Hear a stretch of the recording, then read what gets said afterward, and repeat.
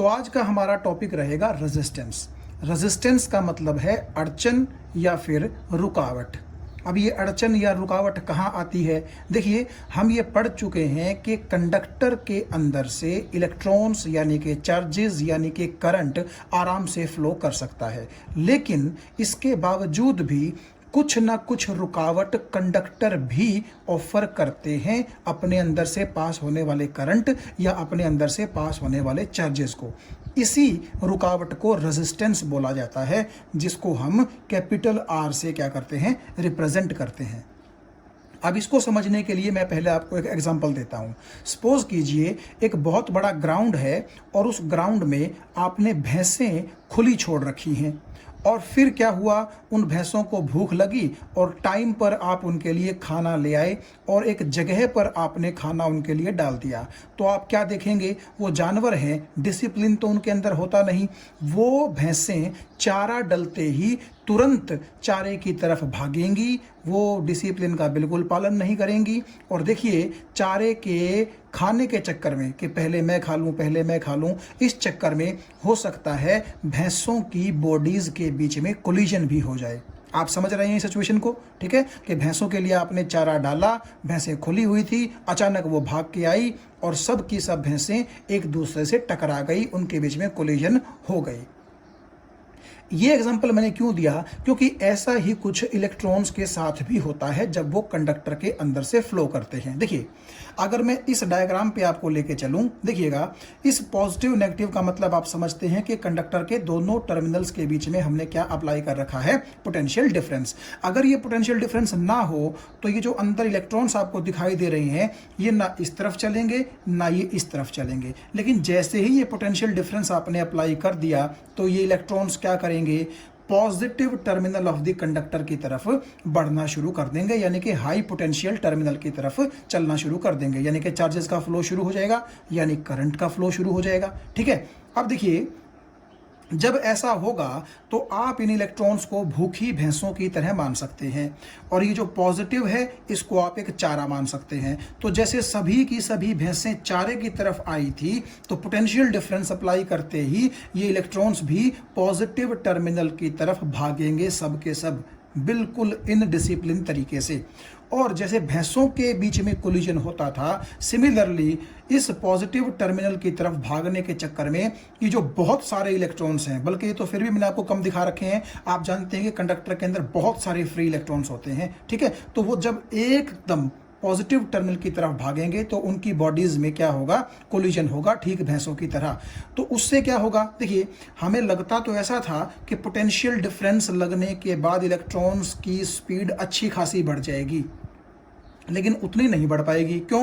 क्योंकि जब सब के सब इलेक्ट्रॉन एक तरफ भाग रहे हैं तो जरूर इलेक्ट्रॉन्स के बीच में कोलिजन भी होंगे, और अगर कोलिजन होंगे तो आप देखिए इलेक्ट्रॉन्स की स्पीड कम हो जाएगी, यानी कि ऐसा लगेगा कि जैसे इलेक्ट्रॉन्स के रास्ते में अड़चन आ रही है। हालांकि वो अड़चन किस वजह से आ रही है, इलेक्ट्रॉन्स के एकदम भागने की वजह से, जो कोलिजन हुए उसकी वजह से। देखिए, जैसे एक व्हीकल जो है, मान लीजिए वो सड़क पर चल रहा है और उसकी स्पीड अच्छी खासी तेज है, तो अगर स्पीड ब्रेकर आ जाता है सड़क पर, तो ड्राइवर क्या करता है, सड़क के ऊपर स्पीड ब्रेकर देख करके गाड़ी की स्पीड थोड़ी सी कम कर देता है, और जब स्पीड ब्रेकर के ऊपर से गाड़ी गुजरती है तो उसकी स्पीड जो है काफी स्लो होती है। तो स्पीड ब्रेकर ने क्या किया, गाड़ी की स्पीड को कम कर दिया, यानी कि गाड़ी की स्पीड के बीच में एक अड़चन डाल दी, रुकावट डाल दी। उस स्पीड ब्रेकर को आप क्या बोल सकते हैं, रुकावट ही तो बोल सकते हैं। ठीक है, तो जैसे आपका स्पीड ब्रेकर व्हीकल्स की स्पीड को कम करता है, इसी तरह इलेक्ट्रॉन्स के ये जो कोलिजन है आपस में, ये इलेक्ट्रॉन्स की स्पीड को जितना होना चाहिए था उससे थोड़ा सा कम कर देते हैं। मतलब हम सोचते तो यही थे कि पोटेंशियल डिफरेंस अप्लाई करने के बाद स्पीड जो है वो अच्छी खासी होनी चाहिए, लेकिन इलेक्ट्रॉन्स के बीच में होने वाले कोलिजन्स उस स्पीड को थोड़ा सा क्या कर देते हैं, कम कर देते हैं। तो मैंने वही लिखा है कि जब पोटेंशियल डिफरेंस अप्लाई किया जाता है दो टर्मिनल्स ऑफ द कंडक्टर के बीच में, तो इलेक्ट्रॉन्स एकदम से भागते हैं पॉजिटिव टर्मिनल की तरफ, और वो इलेक्ट्रॉन आपस में कोलाइड करते हैं, जिनकी वजह से उनकी वेलोसिटीज, उनकी स्पीड्स कम हो जाती है, और हमें ऐसा लगता है कि जैसे इलेक्ट्रॉन जो है वो स्लो हो गए हों, उनके रास्ते में कोई अड़चन आ रही हो, वो बढ़िया से चल नहीं पा रहे हों, रुकावट आ गई हो। इसी उसी रुकावट को बोला जाता है क्या? रेजिस्टेंस। तो मैंने इसीलिए लिखा है the property of a conductor, क्योंकि कंडक्टर के अंदर ये सब कुछ हो रहा है, ठीक है।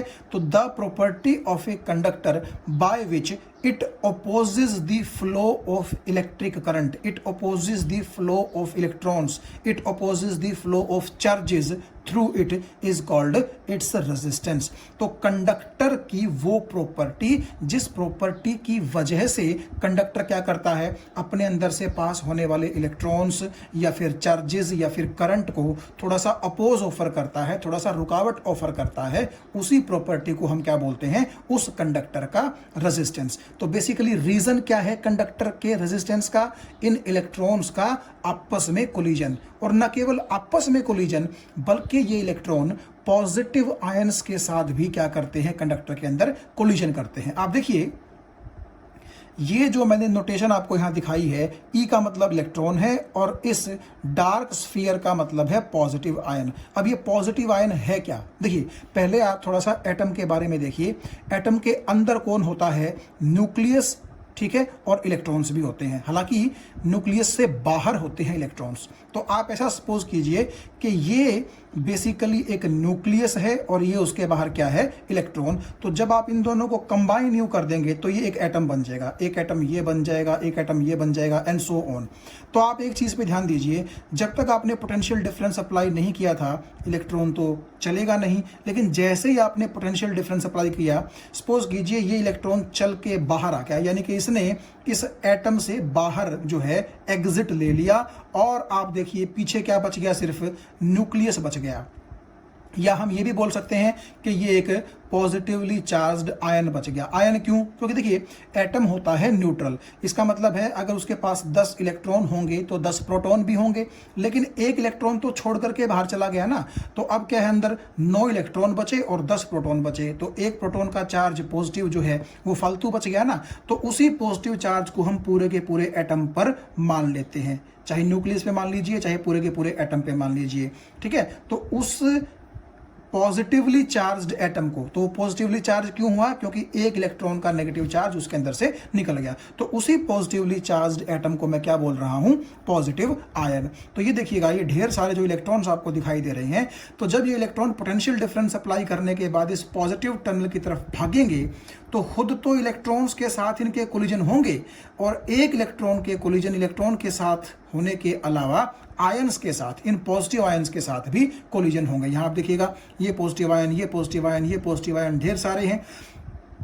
तो अगर एक इलेक्ट्रॉन चल रहा है तो पूरे पूरे चांसेस हैं कि उसके पॉजिटिव आयन के साथ भी कोलिजन होंगे और उसके बाकी के जो इलेक्ट्रॉन्स हैं उनके साथ भी कोलिजन्स होंगे, और इन कोलिजन्स की वजह से ही क्या होगा? उन इलेक्ट्रॉन्स के फ्लो में थोड़ी सी अड़चन पैदा होगी, उनकी स्पीड थोड़ी सी कम होगी, और हम बोल देंगे कि इलेक्ट्रॉन्स के फ्लो में रेजिस्टेंस आ रहा है, या फिर मान लीजिए कि रुकावट आ रही है। तो ये कंडक्टर के अंदर अंदर ये सारा प्रोग्राम हो रहा है। तो एक बार फिर से देख लीजिएगा कि कंडक्टर के अंदर जब आप दोनों टर्मिनल्स पर पोटेंशियल डिफरेंस अप्लाई कर देते हैं तो कंडक्टर के अंदर जो चार्जेस फ्लो करते हैं इलेक्ट्रॉन्स, वो इलेक्ट्रॉन्स आपस में भी और आपके ये जो पॉजिटिव आयंस हैं इनके साथ भी कोलाइड करते हैं, और उन कोलिजन्स की वजह से हमें ऐसा लगता है कि इलेक्ट्रॉन्स की वेलोसिटी थोड़ी सी स्लो हो जाती है, उनको फ्लो करने में अड़चन आ रही है, दिक्कत आ रही है, परेशानी आ रही है, ठीक है। इसी चीज को, इसी दिक्कत परेशानी का नाम हम क्या रखते हैं? टेक्निकल लैंग्वेज में रेजिस्टेंस रखते हैं। और ये चीज आप देखिएगा, जितना रेजिस्टेंस ज्यादा होगा आप समझ सकते हैं कि उतना ही इलेक्ट्रॉन्स का फ्लो यानी कि करंट का फ्लो कम होता चलेगा। तो बेसिकली रेजिस्ट का मतलब होता है विरोध करना, वहां से बना है रेजिस्टेंस। और एसआई यूनिट जो रेजिस्टेंस की होती है वो होती है ओहम, OHM, ये उसका सिंबल है। और ये एक साइंटिस्ट थे जिनके नाम के पीछे आपके रेजिस्टेंस के यूनिट को ओहम बोला गया है, ठीक है। अगर मैं कहूं किसी कंडक्टर का रेजिस्टेंस 2 ओहम है, किसी कंडक्टर का रेजिस्टेंस 10 ओहम है, तो इस तरीके से ओहम जो है वो एसआई यूनिट होती है रेजिस्टेंस की। अब देखिए किसी कंडक्टर का रेजिस्टेंस अगर कम हुआ तो मान लीजिए जैसे 2 और 10 ओहम की मैं बात कर रहा था, तो 2 ओहम एक कम वैल्यू है जबकि 10 ओहम एक ज्यादा वैल्यू है, ठीक है। रेजिस्टेंस की सिर्फ वैल्यू होती है, मैग्नीट्यूड होती है, उसकी डायरेक्शन नहीं होती है। यानी कि अगर आप पोटेंशियल डिफरेंस अप्लाई कर देंगे तो चाहे इलेक्ट्रॉन इस तरफ फ्लो करें चाहे इलेक्ट्रॉन इस तरफ फ्लो करें, ठीक है, उनको अड़चन तो आएगी ही आएगी कोलिजन्स की वजह से। तो वो इस डायरेक्शन में भी आएगी और वो इस डायरेक्शन में भी आएगी। इसीलिए रेजिस्टेंस की कोई स्पेसिफिक डायरेक्शन नहीं होती, इसीलिए हम बोलते हैं कि रेजिस्टेंस वेक्टर नहीं होता, बल्कि ये क्या होता है, एक स्केलर क्वांटिटी होती है। तो कुल मिलाकर के इस पेज पर जो हमने डिस्कस किया वो ये डिस्कस किया कि जब आप पोटेंशियल डिफरेंस अप्लाई कर देते हैं कंडक्टर के दोनों टर्मिनल्स के बीच में, तो इलेक्ट्रॉन्स का खुद से भी कोलिजन होता है बाकी के इलेक्ट्रॉन्स के साथ, और आयंस के साथ, पॉजिटिव आयंस के साथ भी कोलिजन होता है, जिसकी वजह से उनके फ्लो में थोड़ी सी दिक्कत पैदा होती है, और उसी दिक्कत को हम क्या बोलते हैं, रेजिस्टेंस। अब हम बात करते हैं कि रेजिस्टेंस ऑफ कंडक्टर किन किन चीजों पे डिपेंड करता है। 10th के लेवल तक हम सिर्फ कंडक्टर्स की ही बात करेंगे। देखिए, पहला पॉइंट मैंने लिखा है R is directly proportional to L, जहां पर R रेजिस्टेंस है और L का मतलब है उस वायर या फिर उस कंडक्टर की लेंथ। आप यहां देखिए, मैंने 2 कॉपर वायर्स आपके लिए दिखा रखी हैं। एक कॉपर वायर थोड़ी सी लंबी है और दूसरी कॉपर वायर थोड़ी सी छोटी है। तो क्योंकि R L के डायरेक्टली प्रोपोर्शनल है, इसका मतलब क्या है, जिस वायर की लेंथ ज़्यादा है उस वायर का रेजिस्टेंस भी ज़्यादा होगा, और जिस वायर की लेंथ कम है उस वायर का रेजिस्टेंस भी कम होगा। ऐसा क्यों? देखिए, आप इस चीज़ को समझने के लिए कुछ ऐसा सोचिए कि वायर की जगह आप एक सुरंग का एग्जाम्पल लीजिए, और वो सुरंग काफ़ी नैरो है, काफ़ी तंग है, जिसके अंदर से आपको पास करना है। ठीक है, आप इस तरह से समझेंगे तो आपको थोड़ी सी आसानी होगी। तो देखो, अगर वो सुरंग छोटी हुई, छोटी का मतलब सिर्फ मान लो उस सुरंग की लेंथ कोई 2-4 मीटर है, तो भले ही वो सुरंग तंग है, ठीक है, भले ही आपको दिक्कत आएगी, लेकिन आप उसको आराम से पास कर जाएंगे क्योंकि उसकी लेंथ जो है वो कम है। ठीक है, उतनी ज़्यादा परेशानी आपको नहीं आएगी, थोड़ी बहुत आएगी लेकिन उतनी ज़्यादा परेशानी नहीं आएगी। लेकिन अगर वही जो सुरंग है वो बहुत लंबी हो, सपोज करो मैं कहता हूँ कि 5 किलोमीटर लंबी वो सुरंग है, तो एक तो 5 किलोमीटर लंबी सुरंग है ना, ऊपर से आप ये देखिए कि काफ़ी नैरो, तो आपको जो तंगी आने वाली है, अब की बार आप देखिए 5 किलोमीटर तक आप तंग होंगे। यहाँ पर तो सिर्फ 2-4-5 मीटर की बात थी, यहाँ आप 5 किलोमीटर तक तंग होंगे। तो इसका मतलब है, आप खुद सोचिएगा आपको तकलीफ किस केस में ज़्यादा होगी, इस केस में ज़्यादा होगी। यानी कि अगर आपकी सुरंग ज़्यादा लंबी है तो आपको दिक्कत ज़्यादा आएगी, और अगर आपकी सुरंग कम लंबी है तो आपको दिक्कत कम आएगी। तो मैंने इसलिए लिखा कि अगर मैं यहाँ पर इलेक्ट्रॉन को एक आदमी मान लूँ और वायर को एक सुरंग मान लूँ, ठीक है, तो आप देखिएगा उस इलेक्ट्रॉन ने ही तो इस वायर के अंदर से पास करना है। तो अगर इलेक्ट्रॉन को आप ये मान के चलिए कि सिर्फ थोड़े से डिस्टेंस तक चलना है, थोड़ी सी लेंथ तक चलना है, तो उसको जो दिक्कतों का महसूस है वो कम होगा, और अगर उसको ज़्यादा दूरी तक लेंथ ट्रेवल करनी है तो उसको दिक्कत जो है वो ज़्यादा पेश आएंगी। अब ये देखिएगा, आप दूसरे पॉइंट पे मैंने लिखा है R is inversely proportional to A। इसका मतलब है कि A का मतलब यहाँ पर है area of cross section of the conductor. अगर मैं करूँ थिक वायर की बात, थिक का मतलब मोटी और थिन का मतलब पतली, तो आप देखिएगा इसका एरिया ऑफ क्रॉस सेक्शन ज़्यादा है तो इसका रेजिस्टेंस कम होगा इस रिलेशन के अकॉर्डिंग, और अगर इस वायर का एरिया ऑफ क्रॉस सेक्शन कम है तो इसका रेजिस्टेंस ज़्यादा होगा इसी रिलेशन के अकॉर्डिंग। ऐसा क्यों? आप यहाँ पर भी एक चीज़ देखिए, जितना एरिया ऑफ क्रॉस सेक्शन ज़्यादा होगा तो इलेक्ट्रॉन्स को फ्लो करने में बड़ी आसानी होगी, उनके बीच में कोलिजन्स होने के चांसेस कम होंगे। जबकि अगर एरिया ऑफ क्रॉस सेक्शन कम होगा तो इसका मतलब है उनको काफ़ी तंग एरिया ऑफ क्रॉस सेक्शन से गुजरना है, तो उनके बीच में जो कोलिजन होने के चांसेस हैं वो भी क्या होंगे, ज़्यादा होंगे। भाई आप ये मान के चल लीजिए कि आपके घर का जो गेट है वो मान लीजिए बड़ा तंग है, तो दिक्कत होगी आपको। ठीक है, तो इसका मतलब गेट का एरिया जितना कम होगा दिक्कत उतनी ज़्यादा होगी। जबकि अगर आपके घर का गेट काफ़ी चौड़ा है, ठीक है, काफ़ी बड़ा है, तो दिक्कत आपको कम आएगी। अगर आपको कोई व्हीकल भी निकालना है तो ठीक है, आप आराम से वहाँ से निकाल सकते हैं। तो इन दोनों एग्जाम्पल्स से आप समझ सकते हैं कि किस तरह रेजिस्टेंस लेंथ के डायरेक्टली प्रोपोर्शनल और एरिया ऑफ क्रॉस सेक्शन के इनवर्सली प्रोपोर्शनल होता है। अब तीसरा पॉइंट मैंने लिखा है कि जो रेजिस्टेंस है कंडक्टर का वो टेम्परेचर में इंक्रीज होते ही इंक्रीज हो जाता है। यानी कि आप ये बोल सकते हैं कि resistance of a conductor is directly proportional to temperature. और चौथा पॉइंट मैंने क्या बोला है कि जो रेजिस्टेंस है वो नेचर ऑफ मटेरियल पर भी डिपेंड करता है। क्यों? क्योंकि अलग अलग मटेरियल्स के रेजिस्टेंस क्या होते हैं, अलग अलग होते हैं। एग्जाम्पल के तौर पे आप देखिए, कॉपर है, उसका रेजिस्टेंस कुछ और है, ठीक है। उसके अलावा आयरन है, उसका रेजिस्टेंस कुछ और है, हालांकि दोनों मेटल्स हैं।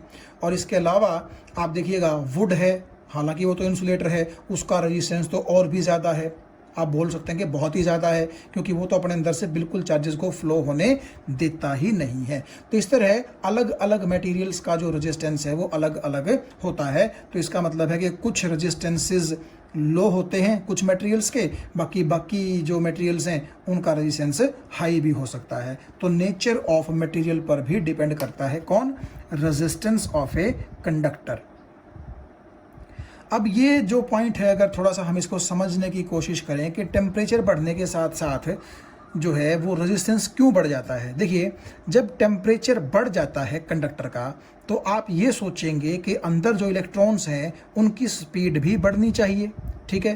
तो स्पीड बढ़नी चाहिए, तो इसका मतलब ये है कि उनकी अड़चनें कम होनी चाहिए, जबकि ऐसा नहीं है। रीज़न ये है कि टेम्परेचर बढ़ते ही कंडक्टर का अंदर के जो इलेक्ट्रॉन्स हैं उनके बीच कोलिजन भी बढ़ जाते हैं, और वो कोलिजन इतने बढ़ जाते हैं कि उनकी वेलोसिटी पहले के मुकाबले भी और कम हो जाती है। सोच तो हम ये रहे थे कि टेम्परेचर बढ़ने से क्या होगा, टेम्परेचर बढ़ने से उनकी वेलोसिटी बढ़ेगी, लेकिन कोलिजन्स भी बढ़ गए साथ में, इस वजह से उनकी वेलोसिटी क्या हो जाती है, कम हो जाती है। आप इस चीज़ को थोड़ा सा इस तरह भी देख सकते हैं। देखिए, मान लीजिए कि आपके हाथ में एक हथौड़ा है और वो हथौड़ा आप बार बार दीवार पर मारे जा रहे हैं, लगातार बड़ी तेज़ी से मारे जा रहे हैं, बिल्कुल ठीक है। तो आप ये देखिए, थोड़ी देर के बाद वो लोहा जो हथौड़े का है वो क्या हो जाता है, गर्म हो जाता है। ये बात आपको समझ में आई कि नहीं आई? इसका मतलब ये है कि जितने ज़्यादा बार आप उस हथौड़े को दीवार से टक्कर मरवाएंगे वो उतना ही गर्म होता चलेगा। तो आप ऐसा सोचिए कि अगर कंडक्टर का टेम्परेचर बढ़ गया है, कंडक्टर अगर गर्म हो गया है, ठीक है, तो इसका मतलब ये है कि अंदर कोलिजन्स बढ़ गए होंगे। भाई, जैसे हथौड़े के दीवार के साथ कोलिजन बढ़ने से हथौड़े का टेम्परेचर बढ़ गया, तो आप ये मान लीजिए कि टेम्परेचर बढ़ने का मतलब है कोलिजन फटाफट हो रहे हैं। तो सिमिलर कंसेप्ट आप कहाँ लगा सकते हैं? कंडक्टर के अंदर लगा सकते हैं कि अगर कंडक्टर का टेम्परेचर बढ़ेगा तो अंदर इलेक्ट्रॉन्स के कोलिजन भी क्या होंगे, बढ़ जाएंगे, और उन कोलिजन्स बढ़ने की वजह से उनकी जो वेलोसिटी है, उनकी जो स्पीड है वो और ज़्यादा कम हो जाएगी, यानी कि उनको फ्लो करने में और दिक्कत आएगी, और उनको फ्लो करने में दिक्कत ज़्यादा आ रही है, इसका मतलब रेजिस्टेंस क्या हो गया है, बढ़ गया है। तो आपने जैसे देखा कि रेजिस्टेंस होता है डायरेक्टली प्रोपोर्शनल लेंथ के और inversely proportional area of cross section of the conductor के। तो मैंने इस जो है रिलेशन में क्या किया है, पिछले पेज पर जो हमने पहले 2 पॉइंट्स डिस्कस किए थे उनको कंबाइन कर दिया है। So R is directly proportional to L, R is inversely proportional to A। और यहाँ से हमें क्या मिलेगा, जब प्रोपोर्शनलिटी का साइन हटेगा तो आप जानते हैं एक इक्वल टू का साइन आता है, और साथ में क्या आता है, एक कांस्टेंट ऑफ प्रोपोर्शनलिटी, ये आप जानते हैं। यहाँ पर जो कांस्टेंट ऑफ प्रोपोर्शनलिटी है वो आया है ये सिंबल, इस सिंबल को बोलते हैं रो, RHO, रो, और इसका मतलब होता है रेजिस्टिविटी। तो कुल मिलाकर के आप ये बोल सकते हैं कि ये जो रो है ये रेजिस्टिविटी है, जिसका नाम स्पेसिफिक रेजिस्टेंस भी होता है, जिसको हम बाद में देखेंगे कि इसको स्पेसिफिक रेजिस्टेंस क्यों बोला जाता है। तो सबसे पहले हम इसकी SI यूनिट निकाल लेते हैं, किसकी, रेजिस्टिविटी की। तो जब आप यहाँ से रेजिस्टिविटी का फॉर्मूला निकालेंगे तो आपके पास फॉर्मूला ये आ जाएगा, resistance ohm, area metre square, length metre. तो आप देखिए ओहम मीटर रेजिस्टिविटी की क्या आ गई, SI यूनिट। अब हम इसकी डेफिनेशन दे देते हैं, उसके बाद थोड़ा सा इसके बारे में डीप डिस्कशन करेंगे। देखिए, अगर मैं एरिया को यूनिट ले लूं यानी कि 1 मीटर स्क्वायर, और लेंथ को भी यूनिट ले लूं यानी कि 1 मीटर, तो आप देखिए जब मैं एरिया की यहाँ वैल्यू 1 पुट करूँगा और यहाँ L की वैल्यू 1 पुट करूँगा तो बेसिकली 1/1 इंटू R, तो यहाँ पर तो आपका R ही आ जाएगा। सो रो किसके बराबर हो जाएगी, R के। तो मैंने लिख दिया कि अगर आपका area of cross section conductor का यूनिट है और लेंथ भी अगर यूनिट है तो रो किसके बराबर हो जाएगी, आर के। ये जो मैंने न्यूमेरिकली लिखा है इसका मतलब भी अभी हम देखेंगे। इसका मतलब ये है कि जो ये रेजिस्टिविटी रेजिस्टेंस के बराबर हुई है ये सिर्फ न्यूमेरिकली बराबर हुई है, यूनिट में बराबर नहीं हुई है, क्योंकि रेजिस्टेंस की यूनिट ओहम होती है जबकि रेजिस्टिविटी की यूनिट ओहम मीटर होती है। तो आप इस चीज़ से कंफ्यूज ना हो कि जब मैं लिखता हूँ रो इज इक्वल टू आर तो मेरा सिंपली मतलब ये है कि दोनों न्यूमेरिकली इक्वल हैं। कहीं आप ये सोच लें कि इस स्टेटमेंट का मतलब ये है कि रेजिस्टेंस और जो रेजिस्टिविटी है वो बराबर हो गए तो इसीलिए उनकी यूनिट्स भी बराबर हो जाएंगी, ऐसा बिल्कुल नहीं होगा। ये देखिए ये दोनों बराबर आए किस लिए हैं, आप ध्यान से देखिएगा। ये दोनों बराबर इसलिए आए हैं क्योंकि आपने ए को भी और एल को भी क्या पुट कर दिया है, 1 पुट कर दिया है, ठीक है। तो इसीलिए रो आर के बराबर आ गया। लेकिन अगर आप ध्यान से देखें यूनिट इनकी बराबर नहीं होंगी, क्योंकि जब आप यहाँ ए की वैल्यू पुट करेंगे तो वो 1 मीटर स्क्वायर पुट करेंगे और एल को 1 मीटर पुट करेंगे, ठीक है। तो मीटर स्क्वायर से मीटर जब कैंसिल हो जाएगा तो मीटर तो बचेगा ना ऊपर, जबकि ओहम भी बचेगा। तो रेजिस्टिविटी जो है वो ओहम मीटर में होगी लेकिन रेजिस्टेंस ओहम में होगा, ठीक है। तो पहले हम इसको डिफाइन कर लेते हैं, उसके बाद हम इस पे चलेंगे कि न्यूमेरिकली का मतलब क्या है। तो देखिए मैं ऐसे बोल सकता हूं कि किसी भी मटेरियल की रेजिस्टिविटी उसी मटेरियल के रेजिस्टेंस के बराबर होती है न्यूमेरिकली। कब? जब उस मटेरियल का एरिया भी यूनिट हो और जब उस मटेरियल की लेंथ भी क्या हो, यूनिट हो। यही डेफिनेशन मैंने यहाँ पर लिख दी है, ठीक है। अब ये एक चीज़ और आप देखिएगा ध्यान से कि नेचुरली आप देखिए यहाँ पर ए को और एल को जब आप 1 पुट करेंगे तो नेचुरली दोनों यहाँ से हट जाएंगे और तब जाकर के आर जो है वो किसके बराबर होगा, रो के, या रो किसके बराबर होगी, आर के बराबर होगी।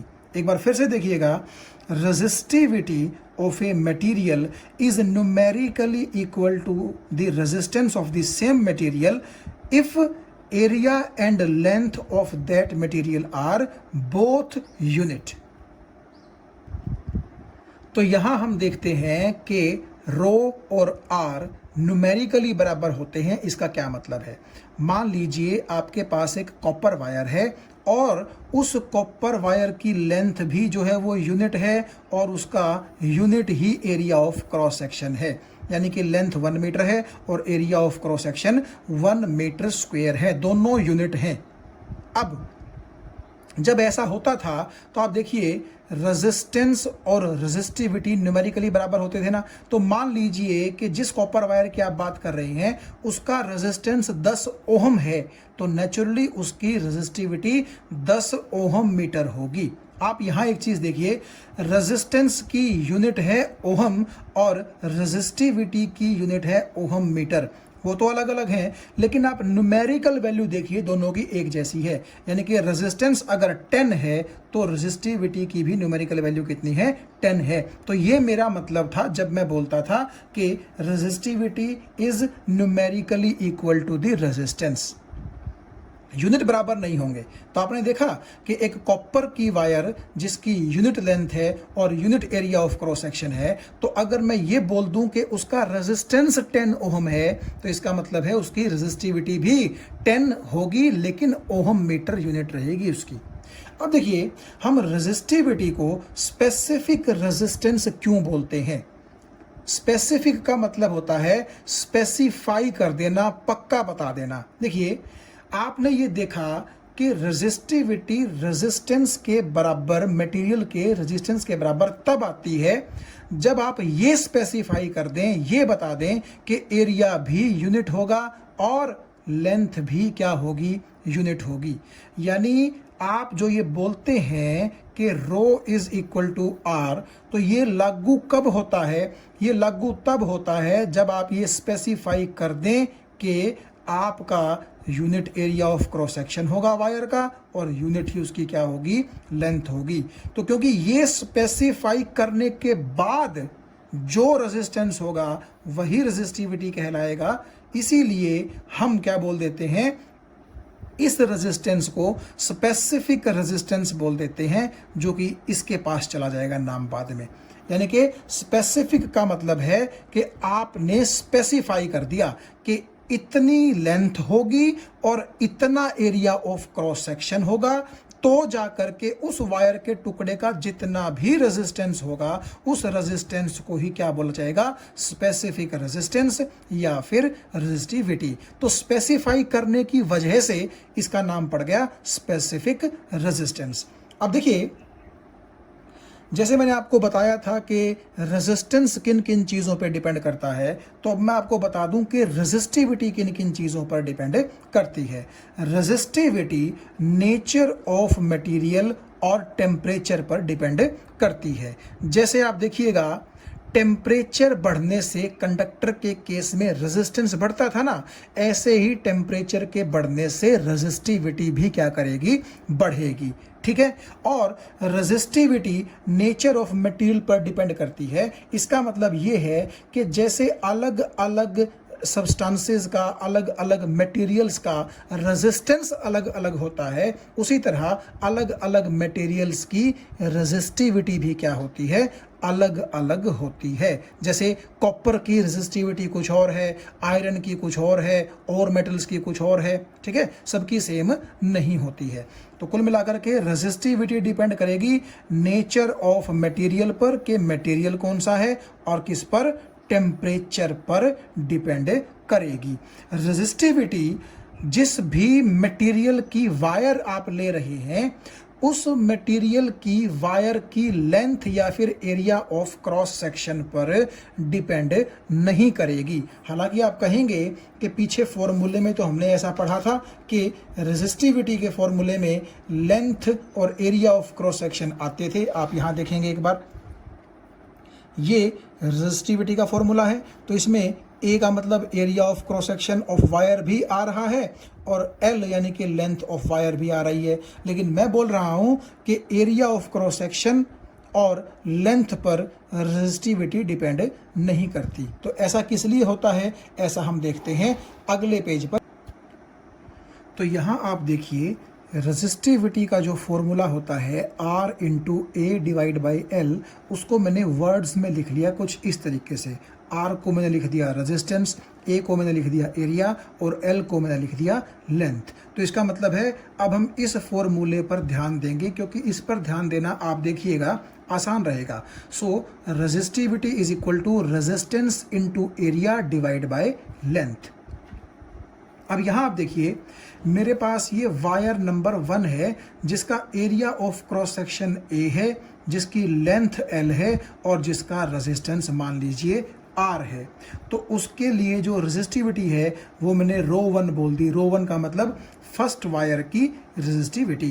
तो जो फॉर्मूला है, रेजिस्टेंस की जगह मैंने R रख दिया, एरिया की जगह मैंने A रख दिया, और लेंथ की जगह मैंने L रख दिया। तो कुल मिलाकर के इस वायर नंबर 1 की वजह से मेरे पास रेजिस्टिविटी का ये फॉर्मूला आ गया। अब देखिएगा, ये वायर जिस भी मटेरियल की बनी हुई है, मान लीजिए कॉपर की बनी हुई है, तो ये वही वायर है। बस इस केस में आपको क्या दिखाई दे रहा है कि इसकी लेंथ बढ़ा दी गई है और इसका एरिया कम कर दिया गया है। आप इस चीज़ को थोड़ा सा यूँ समझिए कि मैंने क्या किया, ये जो पहला और दूसरा 2 एंड आपको दिखाई दे रहे हैं इस वायर के, तो मैंने बेसिकली इसको कुछ इस तरीके से खींच दिया। आपको समझ में आ गई बात? तो जब आप खींचेंगे तो इसकी लेंथ बढ़ जाएगी। लेंथ पहले L थी, तो मान लीजिए बढ़ करके इसकी लेंथ 2L हो गई।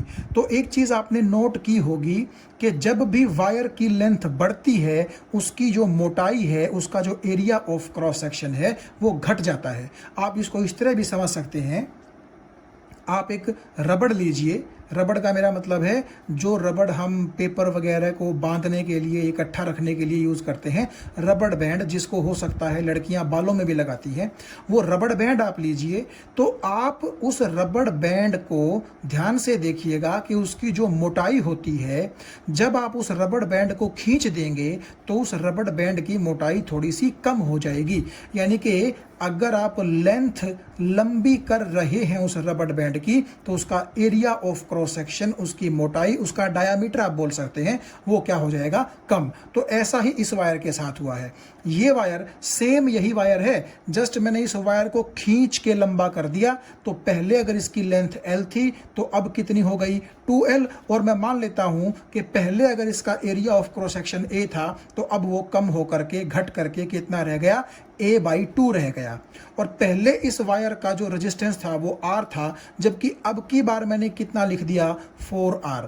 ये क्यों लिखा, देखिए आप एक चीज जानते हैं कि resistance is directly proportional to L, ये हम पढ़ चुके हैं। तो अगर L बढ़ेगी तो नेचुरली रेजिस्टेंस बढ़ेगा ही तो सही। और इस केस में देखिए आप, लेंथ जो है पहले वाली लेंथ के मुकाबले दुगनी हो गई है। तो लेंथ अगर ट्वाइस हो गई है तो रेजिस्टेंस भी कैसा हो जाएगा, 2 टाइम्स हो जाएगा। लेकिन आप कहेंगे जी यहाँ तो 2 टाइम्स नहीं है, यहाँ पर तो 4 टाइम्स है। तो मैं कहूँगा थोड़ा सा सब्र रखो, अभी एक चीज़ बाकी और है। तो आप समझ गए कि लेंथ अगर पहले L थी और अब 2L है, ठीक है, तो लेंथ के बढ़ने से रेजिस्टेंस बढ़ना चाहिए था ना, ठीक है। तो R से मैंने उसको बढ़ा करके कितना कर दिया, 4R। अब 4R ही क्यों हुआ उसके बारे में और बात करते हैं। दूसरा फैक्टर और है यहाँ पर, देखिए हमने पढ़ा था कि resistance is inversely proportional to area. तो आप एक चीज देखिए, यहां पर एरिया ज्यादा था लेकिन इस केस में एरिया कम हो चुका है। और नेचुरली अगर एरिया कम होगा तो भाई रेजिस्टेंस तो बढ़ेगा ही ना। तो क्योंकि यहां पर एरिया आधा हो चुका है, इसीलिए रेजिस्टेंस यहां पर और दुगना हो जाएगा, ठीक है। तो इसका मतलब है कि एक बार तो रेजिस्टेंस बढ़ा लेंथ के बढ़ने की वजह से, और दूसरी बार जो रेजिस्टेंस बढ़ा वो किस लिए, क्योंकि पहले के मुकाबले यहां पर एरिया अब क्या हो चुका है, कम हो चुका है, ठीक है। तो लेंथ के बढ़ने से रेजिस्टेंस बढ़ा, ठीक है, और एरिया के कम होने की वजह से रेजिस्टेंस बढ़ा। तो अल्टीमेटली 2 बार रेजिस्टेंस बढ़ेगा। इसीलिए मैंने R का एक बार 2 गुना और फिर 2 गुना, यानी कि टोटल 4 गुना रेजिस्टेंस यहां पर लिख दिया है। तो सिचुएशन आपके सामने है, इस वायर को हमने थोड़ा सा खींच दिया है, लंबा कर दिया है, जिससे इसकी लेंथ L से 2L हो गई है। एरिया ऑफ क्रॉस सेक्शन घट करके A से A/2 हो गया है, और रेजिस्टेंस R से बढ़ करके कितना हो गया है, 4R हो गया है। तो इसके लिए जैसे आपने रेजिस्टिविटी ρ1 बोली थी, तो इसके लिए मैं रेजिस्टिविटी ρ2 बोल देता हूं। और जब आप रेजिस्टेंस की जगह 4R, एरिया की जगह A/2 और लेंथ की जगह ये 2L रखेंगे, तो आप देखिएगा ये जो 2 है इससे ये 4 कट जाएगा और इस 2 से ये 2 कट जाएगा, तो RA/L ही बचेगा। तो इसका मतलब है कि सेकंड केस में भी रेजिस्टिविटी RA/L आ रही है और फर्स्ट केस में भी रेजिस्टिविटी RA/L थी, यानी कि दोनों रेजिस्टिविटी दोनों केसेस में कैसी है, बराबर है। तो इसका क्या मतलब हुआ, इसका मतलब ये हुआ कि जो लेंथ आपने इंक्रीज की और जो एरिया आपने डिक्रीज किया, बेसिकली लेंथ के इंक्रीज होने की वजह से ही एरिया डिक्रीज हुआ, तो इन दोनों के चेंज होने से रेजिस्टिविटी की वैल्यू पर कोई फर्क नहीं पड़ा। इसीलिए मैं बोल रहा था कि resistivity is independent of the length and independent of the area of cross section of the conductor. ये बात आपको समझ में आ गई होगी। तो इसीलिए आप ये देखिए कि ये भी वायर किसकी थी, सपोज कीजिए कॉपर की थी, ये भी सपोज कीजिए किसकी थी, कॉपर की। तो हम ये बोल सकते हैं कि अगर मटेरियल चेंज नहीं हुआ है तो लेंथ और एरिया भले ही चेंज होता रहे, रेजिस्टिविटी चेंज नहीं होगी। तो इसीलिए जब मैं बोल रहा था कि रेजिस्टिविटी नेचर ऑफ मटेरियल पर डिपेंड करती है, तो इसका मतलब ये है कि यहाँ पर भी मटेरियल वही है, यहाँ पर भी मटेरियल वही है, तो इसीलिए रेजिस्टिविटी क्या रही, सेम रही, भले ही आपने वायर का शेप और साइज क्या कर दिया, चेंज कर दिया। तो शेप और साइज पर रेजिस्टिविटी वायर के शेप और साइज पर डिपेंड नहीं करती है। आपको ये चीज समझ में आ गई होगी। देखिए इस फॉर्मूले के अकॉर्डिंग सिर्फ न्यूमेरिकल वैल्यू आपको निकाल करके दिखा रखी है। सपोज कीजिए जैसे पिछले केस में हमने देखा, एक वायर की लेंथ 10 थी पहले, बाद में बढ़ा करके 20 कर दी गई। पहले उसका एरिया 20 था जो लेंथ बढ़ने की वजह से घट करके 10 हो गया, और शुरू में उसका रेजिस्टेंस 60 था जो कि बाद में 4R यानी कि इतना हो गया। तो आप देखिए जब आप यहाँ से रेजिस्टिविटी निकालेंगे और यहाँ से रेजिस्टिविटी निकालेंगे तो दोनों कैसी आएगी, वो बिल्कुल सेम आएगी। ठीक है। हाँ, यहाँ आप ये बोल सकते हैं कि जो हमने ये फॉर्मूले के अंदर A और L को 1 पुट किया था तो रो इज इक्वल टू R आ रहा था, ये बात सही है। तो अगर देखिए रेजिस्टेंस ज़्यादा होगा तो रेजिस्टिविटी भी ज़्यादा होगी, और रेजिस्टेंस अगर कम होगा तो रेजिस्टिविटी भी क्या होगी, कम होगी। यानी कि रेजिस्टेंस पर तो डिपेंड करती है रेजिस्टिविटी, लेकिन वायर के जो एरिया ऑफ क्रॉस सेक्शन है और जो लेंथ है उन पर डिपेंड नहीं करती। अब ये क्यों, देखिए आप इस चीज़ को इस तरह सोचिए, मान लीजिए एक मेरे पास है कॉपर की वायर और एक है मेरे पास आयरन की वायर। ठीक है, दोनों का नेचर अलग अलग है कि नहीं है, लेकिन मान लीजिए ये भी 1 मीटर स्क्वायर एरिया और 1 मीटर लेंथ की है, और ये भी 1 मीटर स्क्वायर एरिया और 1 मीटर लेंथ की है। यानी कि दोनों का एरिया ऑफ क्रॉस सेक्शन भी एक जैसा है और दोनों की लेंथ भी एक जैसी है, और यूनिट हैं दोनों चीज़ें। तो नेचुरली इस केस में अगर मैं कह दूं कि कॉपर का रेजिस्टेंस कम होता है तो उसका रेजिस्टेंस को आप मान लो RCU का मतलब रेजिस्टेंस ऑफ कॉपर, और ये आयरन का सिंबल Fe होता है तो मैं उसको बोल देता हूं RFE, यानी कि आयरन का रेजिस्टेंस। अब क्योंकि दोनों मटेरियल अलग अलग हैं तो ये रेजिस्टेंस तो बराबर नहीं हो सकते ना, आप जानते हैं, इसीलिए इसकी जो रेजिस्टिविटी होगी कॉपर की वो हो जाएगी ρCu, और जो आयरन की रेजिस्टिविटी हो जाएगी वो हो जाएगी ρFE। ठीक है, तो आप यहां देखिए, यहां इसकी रेजिस्टिविटी इसके रेजिस्टेंस के बराबर है, और आयरन के केस में इसकी रेजिस्टिविटी इसके रेजिस्टेंस के बराबर है। लेकिन क्योंकि दोनों के रेजिस्टेंस में फर्क है, ये रेजिस्टेंस थोड़ा सा कम होता है, इसका मतलब कॉपर की रेजिस्टिविटी कम होगी, और ये रेजिस्टेंस आयरन का कॉपर के मुकाबले ज्यादा होता है, तो इसका मतलब है कि आयरन की रेजिस्टिविटी भी क्या होगी, ज्यादा होगी। तो आप ये देखिएगा कि रेजिस्टिविटी इस तरह से रेजिस्टेंस पर डिपेंड करती है। क्यों? क्योंकि अलग अलग जो वायर्स हैं भले ही उनका एरिया और लेंथ सेम है, लेकिन क्योंकि मटेरियल तो अलग अलग हैं इसलिए उनके रेजिस्टेंसेस अलग होंगे, और इसीलिए उनकी रेजिस्टिविटी भी क्या होगी, अलग होगी। लेकिन हाँ, एक ही जो मटेरियल है उसकी वायर की लेंथ चाहे छोटी रहे बड़ी रहे, एरिया ऑफ क्रॉस सेक्शन बड़ा रहे छोटा रहे, तब एक ही मटेरियल के केस में रेजिस्टिविटी जो है वो अलग अलग नहीं होगी। अलग अलग मटेरियल के केस में अलग अलग हो सकती है। मेरा मतलब कहने का ये है कि अगर मैं ये कहूँ कि ये एक वायर है मेरे पास कॉपर की और ये एक और वायर है मेरे पास कॉपर की, तो दोनों का मटेरियल सेम है। हालांकि आप देखिए इसकी लेंथ कम है, इसकी लेंथ ज़्यादा है, हो सकता है दोनों का एरिया में भी फर्क हो। तो यहाँ मैं कहूँगा कि क्योंकि दोनों कॉपर की वायर्स हैं तो जो रेजिस्टिविटी इसकी होगी वो रेजिस्टिविटी इसकी भी होगी, बिकॉज एक ही मटेरियल के केस में रेजिस्टिविटी जो है वो सेम रहती है, और वो लेंथ पर या फिर कह लीजिए एरिया ऑफ क्रॉस सेक्शन की वैल्यू पर डिपेंड नहीं करती है। Thank you.